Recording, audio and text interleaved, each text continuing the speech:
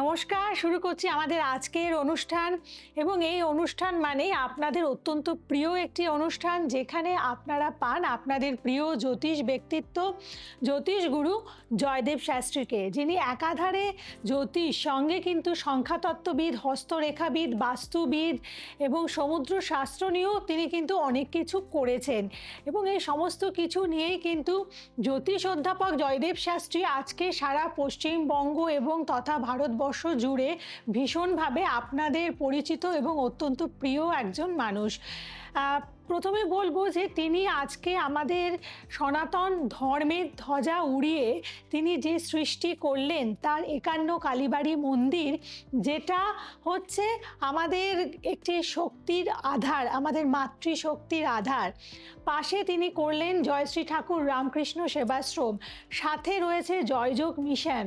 তো এখানেই তিনি থেমে থাকেননি, তারপরে তিনি ৫১ মায়েদের জন্য, মানে জীবন্ত মায়েদের জন্য একটি আশ্রম করলেন এবং যারা ফিজিক্যালি চ্যালেঞ্জড বাচ্চা রয়েছে তাদের জন্য আশ্রম করলেন। এবং তারপরে এই যে শাস্ত্র নিয়ে আজকে তিনি এতদিন ধরে বিরাজ করছেন পশ্চিমবাংলার বুকে, সেই শাস্ত্রকে শেখাবার দায়িত্ব নিয়েছেন, গুরু দায়িত্ব তিনি নিয়েছেন। তারই তো আলোচনা রয়েছে আমাদের আজকের অনুষ্ঠানে এবং রয়েছেন জ্যোতিষগুরু জয়দেব শাস্ত্রী। স্বাগত জানাই, নমস্কার। নমস্কার। জয় শ্রী ঠাকুর রামকৃষ্ণ, জয় শ্রী ঠাকুর রামকৃষ্ণ, জয় শ্রী ঠাকুর রাম। সমস্যার সমাধান অনুষ্ঠানে আপনাদের সবাইকে স্বাগত জানাই। সত্যি আমি জ্যোতিষ, তন্ত্র, বাস্তু, সংখ্যাতত্ত্ব এবং হস্তরেখা সমস্ত কিছু নিয়ে কিন্তু রিসার্চ করছি এবং এটার মাধ্যমে বহু মানুষের সমস্যার সমাধান করে থাকি এবং বিচার করি মানুষের শারীরিক, মানসিক এবং দুঃখের এবং অনেক এমন কিছু সমস্যা আছে যে সমস্যাগুলি বোঝা যায় না, মানে সে নিজেও জানে না যে কী সমস্যা। মানব জীবনে এমন এমন কিছু সমস্যা থাকে সেটা কিন্তু আমরা প্রকাশ করতে পারি না এবং সেই প্রকাশটা আমি ওদের সেই বিচারটা করে আমি বলে দিই যে এই সমস্যা আছে আপনার এবং এই সমস্যার জন্য এটা সৃষ্টি হচ্ছে। আমরা অনেক সময় আমরা গাছের নারকেলটা দেখি, আমরা গাছের আমটা দেখি, আমরা গাছের ফলটা দেখি, কিন্তু ওই ফলটা হতে গেলে বা ফলটা ফুটতে ওই যে কী করতে হয়েছে গাছটার, সেই সমস্যা, সেই লড়াই, সেই জিনিসগুলি কিন্তু আমরা দেখি না। আমি জয়দেব শাস্ত্রী সেই লড়াইটা, সেই সমস্যার সমাধানটা সমস্ত কিছু কিন্তু আমি করে থাকি এবং বহু ব্যক্তিত্ব, বহু মানুষ এতে উপকার পেয়েছে এবং পাচ্ছে। তাই সমস্যার সমাধান আমি করি, সেটা সবাই জানে। যে কোনো সমস্যার সমাধানে আমি চেষ্টা করি যতটা উপকার দেওয়া যায়। কিন্তু অনেকেই আছে আমাকে প্রশ্ন করেছে, দাদা তুমি তো জ্যোতিষটা শেখাও, তো আমার ছেলেকে শেখাতে চাই। আমি একজন লয়ার, আমি একজন অ্যাডভোকেট, আমি একটা ভালো করি, কিন্তু আমার এই সাবজেক্টটা ভালো লাগে, ছোটবেলা থেকে সেরকম আমি গুরু পাইনি, তো আমি শিখতে পারিনি। তো আমি চাই আমার ছেলেকে শেখাতে। আমার ছেলে ল নিয়ে পাস করেছে। অনেকে তো শিখছে, হ্যাঁ, কিন্তু এখানেই হচ্ছে সেই ব্যাপারটা, মানে আজকে অনেকেই জ্যোতিষ শাস্ত্রের ব্যাপারে আগ্রহী, তারা শিখছেন, কিন্তু তারা যে স্বপ্ন নিয়ে শিখছেন, মানে এইটা শেখার পরে তারা অনেক কিছু করতে চাইছেন, কিন্তু তাদের সেই স্বপ্নগুলো অন্যান্য প্রতিষ্ঠান থেকে যখন শিখছেন তারপরে ক্রমশ হারিয়ে যাচ্ছে। তারপরে ওই জাস্ট শিখে রইলো, কিন্তু কতটা শিখলো, সেটা আদৌ কোথাও প্রয়োগ করতে পারলো কিনা বা কোনো কাজ তারা করতে পারলো কিনা, সেই জায়গাগুলো কিন্তু কোনো প্রতিষ্ঠান দেখে না। আমি আজ একটা কথা বলি, এইখানে আপনি কি ভেবেছেন? আমি একটা কথা বলি দর্শক বন্ধু, তোমাদের সবাইকে বলবো, দেখো আমি তুমি কেন বলি, এটার মাধ্যমে একটা তুমি মানে আপন, একদম, আপনি মানে অনেকটা দূরে। তো তুই কথাটা মানে একদম আপন, কিন্তু তুই কথাটা আমি বলি না। তুইটা আমার আমার আমার কাছে ইতর ভাষা মনে হয়, আমি যার জন্য তুইটা বলি না, আমি তুমিটাকে বেশি ব্যবহার করি। অনেক বয়স্ক একজন ব্যক্তি, তাকেও আমি তুমি বলি। আপনি বলে মনে হয় অনেক দূরের মানুষ। আমি মাকে কি বলি, মা আপনি কেমন আছেন? না, আমার মাকে বলি, মা ভাত দাও তো, তাই না? তো ব্যাপারটা এটা, তুমির মধ্যে একটা ভালোবাসা লুকিয়ে থাকে, একটা আপনত্ব লুকিয়ে থাকে। তো আমি আজকে বলি, দেখবে খুব রেগে গেলে, আবার যদি কারোর সাথে কোনো ঝগড়া বাঁধে, তো অশান্তি বাঁধে, এই তুই এটা করেছিস, তোর মতো বাজে ছেলে হয় না, মানে কি তুই, এই তুই জিনিসটাকে অ্যাভয়েড করতে, মানে এই যে ভাষা জ্ঞান। তো আমি আজকে এই কথাটা বলার মানে কি, আজকে আমার কাছে একজন এসছে জ্যোতিষ শিখতে, এবার সে জ্যোতিষ শিখতে এসে জ্যোতিষের স্বপ্ন নিয়ে, তো আমি যদি তার স্বপ্ন পূরণ করতে না পারি তাহলে আমি একজন শিক্ষক নই। আমি যদি দেখি প্রতিটি পাড়াতে কিছু না কিছু ব্যক্তি আছেন যে জ্যোতিষ সম্বন্ধে জ্ঞান রাখেন বা জ্যোতিষী করে না, জ্যোতিষী শিখেছে, জানে, যেভাবেই হোক কারো না কারো মাধ্যম থেকে, হয়তো তার একটা ডিগ্রিও আছে, কিন্তু সে জ্যোতিষ পেশায় আসতে পারছে না, ভরসা পাচ্ছে না, বা সে প্রেডিকশন করতেই জানে না। তো আমি একটা কথা বলবো, আমি কোনো ইনস্টিটিউটকে খারাপ বলছি না, সবাই ভালো, শেখাচ্ছি যখন সেও গুরু। শুধু আমি একটা কথাই বলবো, একটা কথা, আমার দরকার ছেলে মেয়ের, আমার এখন এই মুহূর্তে 500টা ছেলে মেয়ে দরকার, 500 কম করে। এবার তুমি বলবে কেন, মানে আমার এই, একটু লাইনে থাকো বাবা, একটু লাইনে থাকো, 500টা ছেলে মেয়ে দরকার। তো 500টা ছেলে মেয়ে নিয়ে আমি কি করব, তাই না? আমি 500টা জ্যোতিষী দরকার আমার।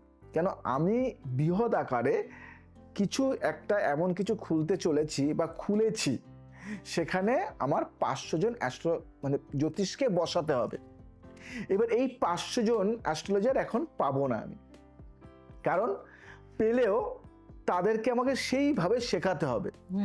আমি তাই নিউ কামার, নতুন ছেলেমেয়েরা, যে ছেলেমেয়েরা জ্যোতিষটা শিখতে চায়, জ্যোতিষটাকে ভালোবাসে, জ্যোতিষী নিয়ে কিছু করতে চায়, সেই ছেলে মেয়েদেরকে আমি ট্রেনিং দিয়ে আমি নিজেই তাদেরকে কাজ দেব, আমি নিজেই তাদেরকে সেই কর্মস্থানে বসাবো, বা সে আমার কাছেই সে জব করতে পারবে। 500 আপাতত, আমি পরবর্তী ক্ষেত্রে হয়তো 5000 জনকে দিতে পারবো, কম নয় 500। তার মানে কি, আমি 500 বেকার ছেলে মেয়েদেরকে সকার করতে চলেছি। তো আমি তোমাদেরকে করজোরে বলবো যে খেলা করতে নয়, খেলা করার জন্য নয়, জ্যোতিষ সাবজেক্টটা খুব মানে মজার, নারকেলের মতো খুব শক্ত এবং ভিতরে ঢুকলে নরম। তো সেই জায়গায় তোমার যদি মনে হয় যে এই সাবজেক্টটা আমি শিখবো, এই সাবজেক্টটা নিয়ে কিছু করতে চাই, তাহলে কন্ট্যাক্ট করো, আমি আছি তোমার পাশে।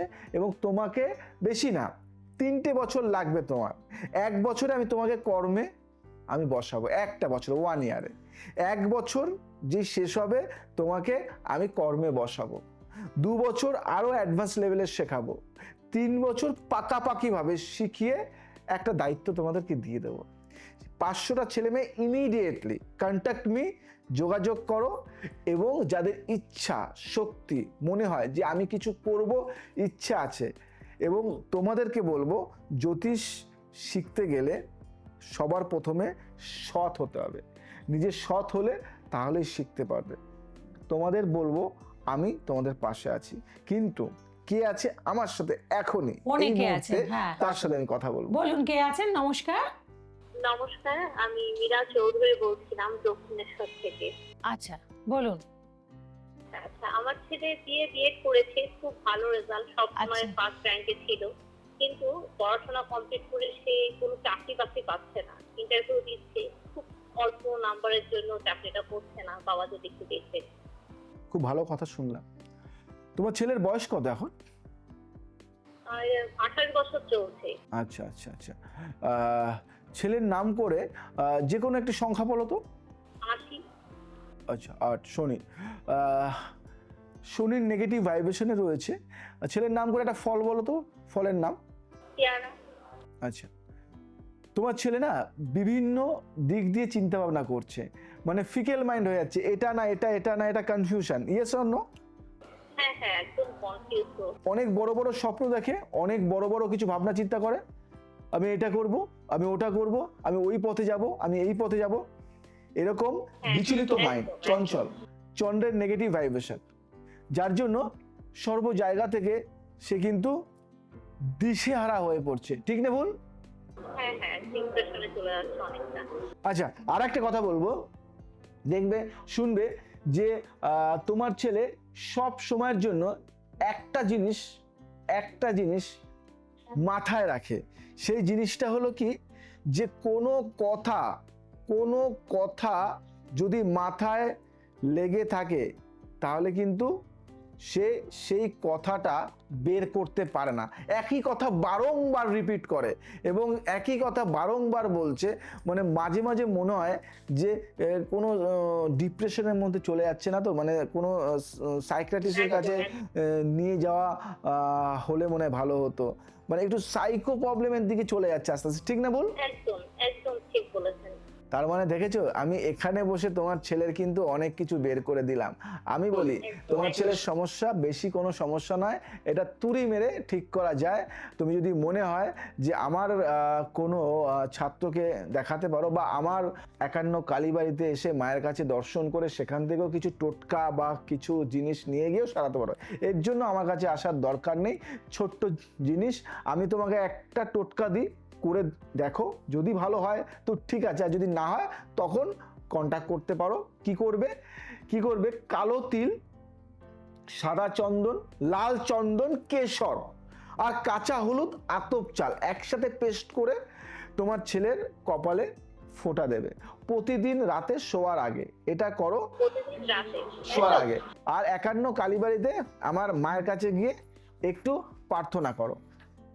অবশ্যই অবশ্যই স্যার, আমি অবশ্যই আসবো আপনাদের কালীবাড়িতে। আচ্ছা ধন্যবাদ স্যার আচ্ছা। আপনাকে। আচ্ছা, খুব ভালো, আপনি ভালো থাকবেন। এবং দেখুন, যেখানে প্রয়োজন নেই সেই জায়গা থেকে কিন্তু কখনোই বলেন না যে কিছু অর্থ রোজগারের জন্য আপনি আসুন, এটা করে দেবো সেটা করে দেবো। তো এটাই হচ্ছে জ্যোতিষ অধ্যাপক জয়দেব শাস্ত্রী, যিনি অ্যাস্ট্রোলজিকে নিঃস্বার্থভাবে ভালোবাসেন এবং এর আঙ্গিকে আপনাদের জন্য কিছু কাজ করে দিতে চান বলেই কিন্তু এটিকে পেশা হিসেবে নিয়েছেন এবং আজকে অনেক অনেক ছাত্রছাত্রী তৈরি করছেন যারা ভবিষ্যতে স্বনামধন্য জ্যোতিষ ব্যক্তিত্ব হতে পারবে, এই Yes, আশা yes. আমি রাখি, তাই তো? দেখো, আমি তোমাকে বলি, আমার একটা টোল রয়েছে, আমার একটা অ্যাস্ট্রো একাডেমি রয়েছে, এবং অনেকেই আছে যারা আমার একাডেমিতে এসে থেকে শিখে মানে অর্জন করে আমার সাথে সাথে মানে চেম্বারেও ভিজিট করে এবং প্র্যাকটিক্যাল থিওরি সমস্ত কিছু করে আজ সে একটা জায়গায় রয়েছে এবং বহু ব্যক্তিত্ব আছে। কিন্তু এখন আমি তোমাদেরকে বলি, যাদের শিখতে ইচ্ছা, মানে মন থেকে যারা শিখতে চাইছে বা যারা শিখবে, তাদের সাদর আমন্ত্রণ। এবং আমি আজ তোমাদেরকে বলি 500, মানে এখন এই মুহূর্তে 500 সিট অ্যাভেলেবেল আছে এবং এরপরে হয়তো আরও সিট বাড়বে, কিন্তু সেটা এখন নয়, আরও হয়তো 2 বছর 3 বছর পরে। কিন্তু এই মুহূর্তে 500 সিট আছে। এবার 500 সিট বুক হওয়ার পরে আর কিন্তু আমি নিতে পারবো না। এবং এই 500 কেন আমি বললাম, তোমাকে একটা কথা বলি, এই সিটগুলি না খুব ইম্পর্টেন্ট। এই সিটগুলি কি 500 ছেলে মেয়েকেই আমি কর্মে যোগ দেবো, মানে 500 সিটই ফাঁকা আছে, মানে কর্মসংস্থানটাও আপনি করে দিচ্ছেন। আছে, হ্যাঁ, যার জন্য আমি এই 500 ছেলে মেয়েদেরকে নিচ্ছি। মানে এই 500 ছেলে মেয়েদের শিখিয়ে আমি কাজ দিতে পারবো, কারণ তৈরি রেডি, মানে রাস্তা রেডি আছে, জায়গা রেডি আছে, জাস্ট তোমরা এসে শিখবে আর বসবে, একদম ওটা আমি তৈরি করে দেবো। মানে শুধুমাত্র প্রতিশ্রুতিই নয়, বাস্তবেই কিন্তু আপনারা শেখার পরে শিক্ষান্তে আপনাদের জন্য কর্মসংস্থানের জায়গাটি করে দিচ্ছেন জ্যোতিষগুরু জয়দেব শাস্ত্রী, যেটা অবশ্যই বলবো যে আমাদের কাছে কিন্তু ভীষণ প্রয়োজনীয় একটি স্টেপ। মানে এটাই তো আমাদের দরকার ছিল। আজকে ভুরি ভুরি শিক্ষিত ছেলেমেয়েরা বসে রয়েছে যাদের কাজ নেই, কাজের অভাবে আজকে আমাদের পশ্চিম বাংলার অনেক ছেলেমেয়েরা বাইরে চলে যাচ্ছে বাবা মাকে ছেড়ে। কোথাও হয়তো দেখা যাচ্ছে একটি মাত্র সন্তান, কিন্তু তার বাবা মা বয়স হয়েছে, তাদেরকে ছেড়ে তারা অন্য জায়গায় যাচ্ছে তাদের জীবিকার খোঁজে। বাবা মাকে তারা দেখতে পাচ্ছে না, তাদের কাছে সেই অর্থ নেই। সেখান থেকে দাঁড়িয়ে যখন একটু সাথে থাকুন, যখন কর্মসংস্থানের জায়গাটা হয়ে যায় না, তখন কিন্তু অনেকটা নিশ্চিন্ত আমরা হয়ে যেতে পারি। এবং আজকে দেশের ছেলে যাবো কেন, ঠিক একদম প্রকৃত গুরুর কাজটি আপনি করছেন, এটাই তো একজন গুরুর করা দরকার। বলি, দেশের ছেলে আমরা দেশের ছেলে বিদেশে কেন যাব? আমার এই কথাটা খুব খারাপ লাগে। অনেকে বলে দাদা এখানে কাজ নেই। আরে কাজ নেই মানে তৈরি হও, কাজ নেই মানে কি স্কিল ডেভেলপমেন্ট করো, ডেভেলপ করো স্কিলটাকে, বাড়াও নিজের। কাজ নেই, আমি কাজ দেবো তোমাদেরকে। তুমি কি কাজ করতে চাইছো সেটা শিখতে হবে তো, সেটা জানতে হবে তো, বুঝতে হবে তো কি কাজ করবে। একজন ব্রাহ্মণ সে পুজো করবে, আমার মন্দিরে একজন ব্রাহ্মণের একাধিক ব্রাহ্মণের দরকার হয়, পুজো করে আমার 51টা মা, সেই মায়ের পুজো অর্চনা করার জন্য ব্রাহ্মণ দরকার।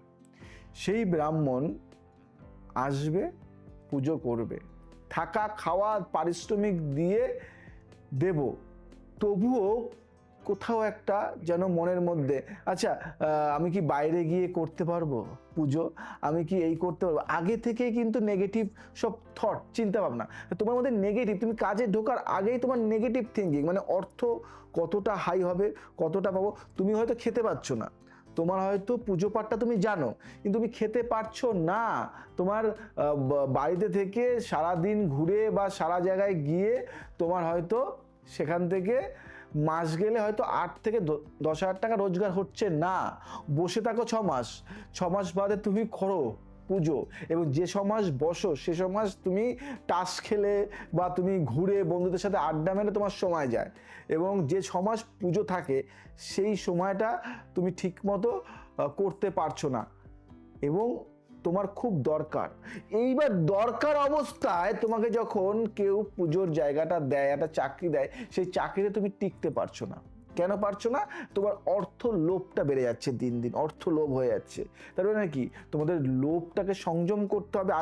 আজকে একটা কাজে ঢুকেই ডবল মাইনা তো পাই না, পেতে পারি না, কর্মদক্ষতা না থাকলে কি করে হবে? ডেভেলপ করতে হবে। তুমি আগে পুজো করবে, পুজো করে আমার কাছ থেকে তন্ত্রটা শিখবে, তন্ত্রটা শিখে তুমি যজ্ঞের কাজে আমাকে হেল্প করবে, তারপরে আস্তে আস্তে তোমায় কিছু কাজ দেওয়া হবে, সেই কাজগুলি করবে, আস্তে আস্তে বৃদ্ধি পাবে, এইভাবে তো তোমার গ্রোথ হবে। তুমি শিখবে তো, তুমি না শিখে কিছু না করে ঘুমিয়ে দিন কাটিয়ে দিয়ে তুমি মাইনার আশা করবে, এরকমই।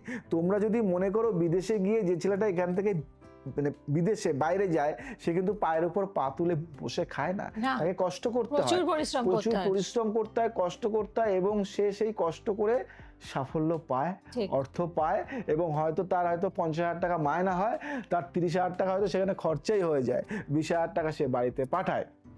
এইভাবে জীবনযাপন করে। 1 বছর পরে 2 বছর পরে আর সহ্য করতে পারে না, সে এখানেই আসে, দেশের ছেলে, দেশে এসে তখন আর কিছু করতে পারে না, তখন হাই হুতাশ করে গরিবই জীবনযাপন করে, এটাই ফ্যাক্ট। তো আমি জয়দেব শাস্ত্রী পুরো প্র্যাকটিক্যাল ব্যাপারটা জানি, বুঝি, তাই মানুষের একদম গোড়া থেকে সমস্যার সমাধান করি। কে আছো ওর সাথে? বলুন। নমস্কার। অনেক ধৈর্য ছেলেটি, বলো। হ্যাঁ, হ্যালো, নমস্কার, বলুন কে বলছেন? নমস্কার স্যার, আমি কোচবিহার থেকে কথা বলছিলাম, প্রীতম সাউ। হ্যাঁ, আচ্ছা, বলুন স্যার। আমি আপনাকে টিভিতে অনেকবার প্রোগ্রামে দেখেছি, আপনাকে আমি ভীষণ খুব ভালোবাসি, আপনার কথাবার্তা আমার খুবই ভালো লাগে স্যার। আমি এমএ পাস করা ছেলে, কিন্তু আমি স্যার আপনার এই সাবজেক্টটা অ্যাস্ট্রোলজিটা খুব ভালোবাসি স্যার। ঠিক আছে, আমি তন্ত্রমন্ত্র দিক থেকে আপনার কথা শুনে আমি অনেকটা আগ্রহী হয়েছি। আমি তো স্যার তন্ত্রবিদ্যা বা অ্যাস্ট্রোলজিটাকে আমি খুবই ভালোবাসি, তো সেই জিনিসটাকে আমি শিখতেও চাই। তো আপনাদের আমি শুনেছি আপনাদের মন্দির আছে 51 কালীবাড়ি, ঠিক আছে, টিভিতে প্রোগ্রামে আমি দেখেছি। তো সেখানে আমি আপনাকে মানে আপনি কি শেখান, আপনি কি জ্যোতিষ শেখান? জ্যোতিষ শেখাই, তন্ত্র শেখাই, বাস্তু শেখাই, সমস্ত কিছু শেখাই। আর তাহলে স্যার আমার খুবই ভালো হতো যদি আপনার মন্দিরে থেকে আমি যদি আপনার কাছ থেকে আমি শিখতে পারতাম অ্যাস্ট্রোলজিটা। কারণ কি আমার বাড়ি তো স্যার কোচবিহার, যদি আপনি আমাকে ওখানে কিছুটা থেকে ব্যবস্থা করে দেন যাতে আমি মন্দিরে থেকে আপনার কাছ থেকে আমি শিখতে পারি, তাহলে আমি খুবই ধন্যবাদ। একটা পাঠ আছে আমার এখানে শেখানোর জন্য, এখানে থেকে শেখে পাঠ আছে, কিন্তু আমার তার আগে দুটো কোশ্চেন। তুমি কি জ্যোতিষটা তন্ত্রটা শিখতে যাও কি অর্থ রোজগারের জন্য না মানুষের পাশে দাঁড়ানোর জন্য? স্যার দেখুন, অর্থ রোজগারের জন্য তো অবশ্যই লোক এখন করে, ঠিক আছে, অর্থ রোজগারটা আমার মেইন নয়, কিন্তু মানুষের ঠিক করা, ভালো করা, আপনার মতন কিছু, আপনার রাইটসে, আপনার রুলসে কিছু চলা, আমি সেটাই আমার মেইন লক্ষ্য। ঠিক আছে স্যার, মানুষকে ভালো করবো, ইনকাম সাইড কিছু থাকে ছোটখাটো, সেগুলো হয়ে যায়, ঠিক আছে।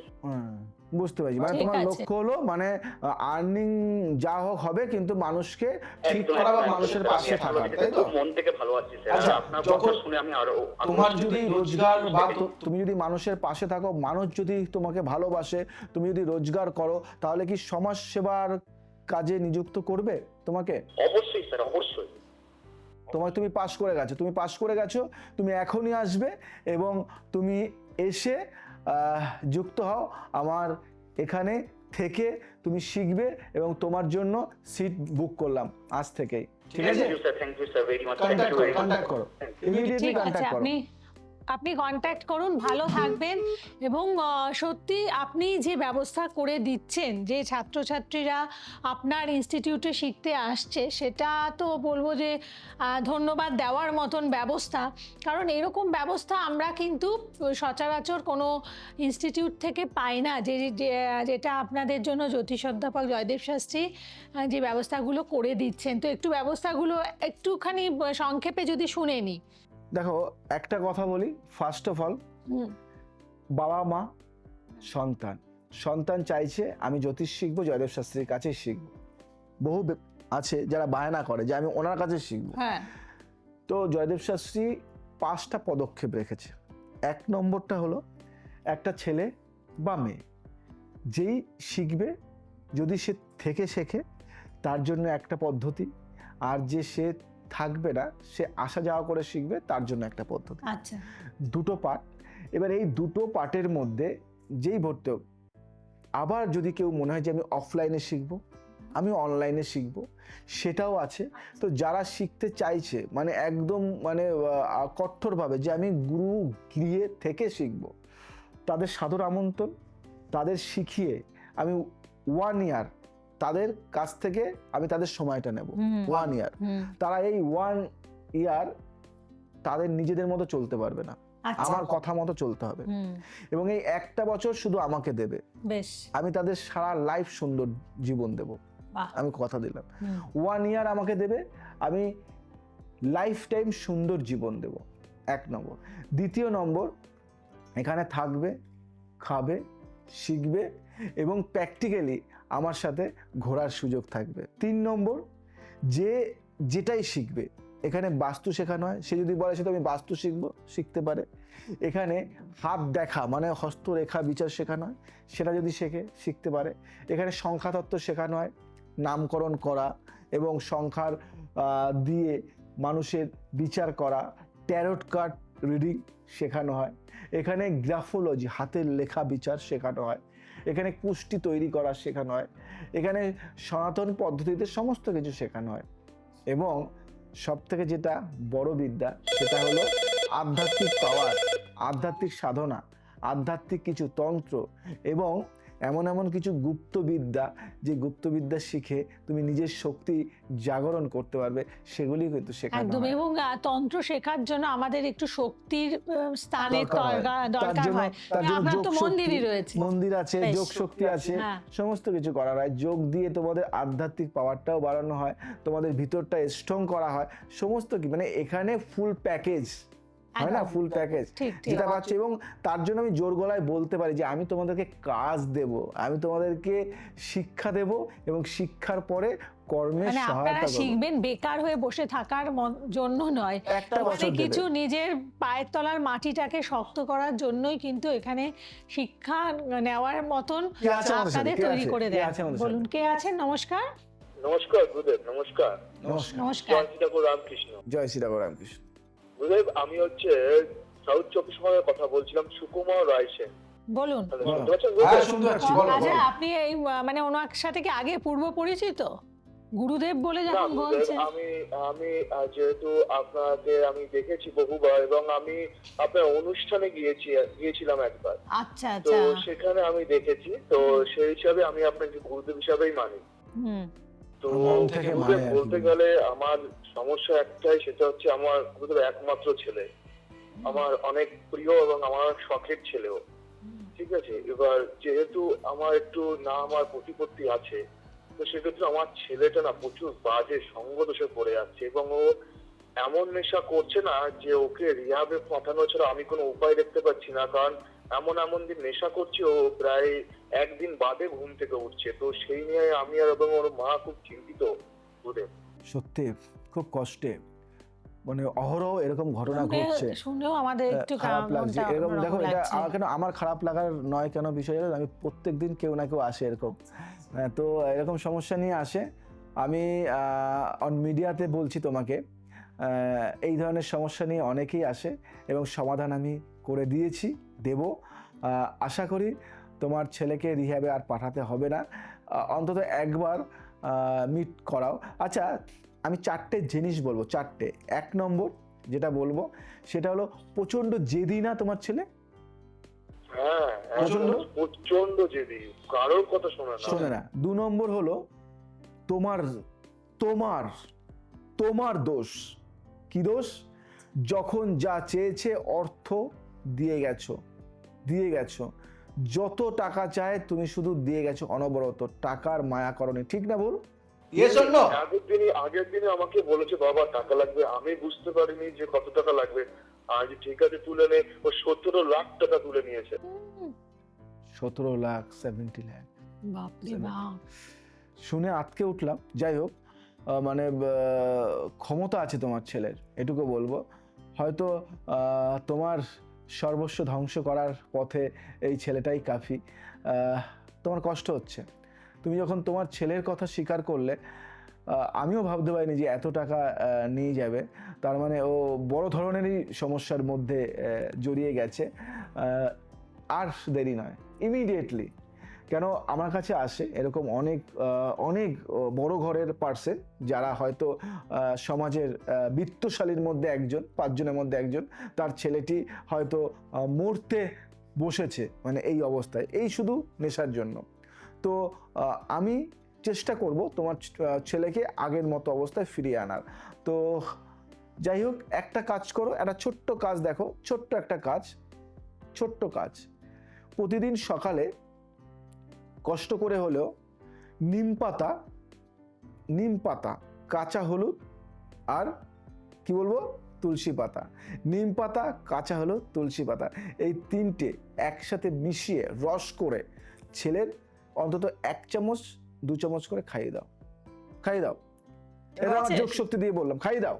এবং এটা করো, 1 সপ্তাহ করো, আমি দেখছি তোমার ছেলেকে আগের জায়গায় ফিরিয়ে আনতে পারি কিনা। আর ইমিডিয়েটলি যদি আজ পারো, আজই যে কোনো চেম্বার, যেটা তোমার নাম্বারটা ইম্পর্টেন্ট নয় গুরুদেব, আমি ফোন করেছি, বাট গুরুদেব আমাকে কিছু মনে করবেন না, আমি পার্সোনাল ডেট চাই, ফুল ডেট, তাতে আপনার যা চার্জ হয় আমি দেবো, কিন্তু ফুল একটা ডেট আমার ফ্রি চাই। কিন্তু আপনার কলিং সেক্টর বলছে যে স্পেশাল ভিজিটে অনেক লোক থাকবে, আমার লোক চাই না, আমি পুরো দিনটা একা চাই। পুরো দিনটা আমি পারবো না দিতে, পুরো দিন পারবো না, আর দিনের দরকারও নেই আমার। 1 ঘন্টা। অ্যাকচুয়ালি গুরুদেব খারাপ মনে করবে না, পুরো দিনটার কথা কেন বললাম, আমি চাই না যেদিনকে আমি এন্ট্রি করবো সেদিনকে আমার সঙ্গে অন্য কেউ এন্ট্রি করুক, বুঝতে পারলেন তো? এই জন্য এই একটাই প্রবলেম, তাছাড়া আমার আর কোনো প্রবলেম নেই। আমি জানি আমাকে 10 মিনিট টাইম লাগবে, বাট কিন্তু আমি চাই না যে ওই দিন অন্য কোনো লোক এসে আমাকে দেখুক। একটুখানি যদি একটু মানে তাহলে খুব ভালো হয়। প্রাইভেটলি আর কি ব্যাপারটা চলছে। Try my best. আচ্ছা, আমি দেখছি আমার বেস্টটা দেওয়ার, তুমি কন্টাক্ট করো, আমি দেখছি কি করা যায়। ভালো থাকো। ঠিক আছে, আপনি ভালো থাকবেন। আপনি এই যে ভালো থাকার চেষ্টা করেছেন, এখানে ফোন করেছেন, এটা বলবো যে একেবারে প্রয়োজনীয় জায়গাটা আপনি করে ফেলেছেন। এবার আপনার কথা আমি শুনে বাবাকে কষ্ট দিলাম না, তুমি একজন বাবা, দিলাম না কষ্ট। তুমি যে কথাটা বললে এটাও খুব খারাপ কথা, এর জন্য ছেলেটা নষ্ট হয়েছে। মানে কিনতে চায় সবকিছু, মানে আমার টাইমটাও কিনবে, মানে একটা দিন কিনবে টাকা দিয়ে, এটা মানে খুব পয়সার জোর দেখাচ্ছে, খুব মানে উদ্ধত্ত। আমার কাছে বহু নেতা মন্ত্রী, অনেক বড় শ্রেণীর মানুষ আছে, কিন্তু এই মানে কি বলবো, মানে উদ্ধত্ত নেই কারো, মানে ভালোবাসে আমাকে। আমি ছোট্ট মানুষ, সাধারণ মানুষ, কিন্তু আমার কিছু প্রিন্সিপাল আছে। যাই হোক, তুমি হয়তো কষ্টে বলছো, আমি একজন জ্যোতিষ অ্যাস্ট্রোলজার, আমি রাগ করলে চলবে না, কারণ আমি জানি তোমার এই কষ্ট দিয়ে বলছো। আমি তোমার জন্য দিন রাখবো, তুমি কন্ট্যাক্ট করো, আমি আছি। কারণ তোমাকে যদি আমি ফেলে দিই, আমি যদি তোমার উপর রাগ করে সরিয়ে দিই, তাহলে তুমি কষ্ট পাবে। তোমার এই ঔদ্ধত্যটাকে ত্যাগ করতে হবে, তাহলে দেখবে অনেক কিছু সমস্যার সমাধান। টাকা দিয়ে সব কিছু কেনা যায় না, সময় টাকা দিয়ে, আজকে টাকা আছে একদম, মানে কালকে নাও আরেকটা থাকতে কথা, পারে। সন্তান গঠনের ক্ষেত্রে বাবা মায়েরও কিছু ভূমিকা হ্যাঁ, থাকে এখানে, হয়তো টাকাটা সেরকম কোনো বড় কিছু, কথা। এবং আপনার ব্যাপার তো আপনি সবই বুঝতে পারেন। আমি জানি এই ভালো ভালো মানুষ, কিন্তু এই যে টাকা দিয়ে সব কেনার একটা রয়েছে, এটার জন্য সমস্যা আছে। দাম্ভিকতা রয়েছে। আমি আসলে ঠিক করবো এটা ঠিক, এখন ঠিক, বলবো না, ঠিক। আপনাকে ঠিক করবো আগে, কারণ আপনার এই যে ঔদ্ধত্যটাকে ঠিক করবো। আপনি টাইম নিন, বলবেন স্যারের সাথে লাইভে কথা হলো, স্যার টাইম দিতে বলেছে, দেবে, নিশ্চয়ই দেবে। আজ আসি, আবার আসবো নতুন কিছু নিয়ে। ভালো থাকুন, সুস্থ থাকুন, সবাইকে ভালো রাখুন। জয় শ্রী ঠাকুর। জয় শ্রী ঠাকুর রামকৃষ্ণ।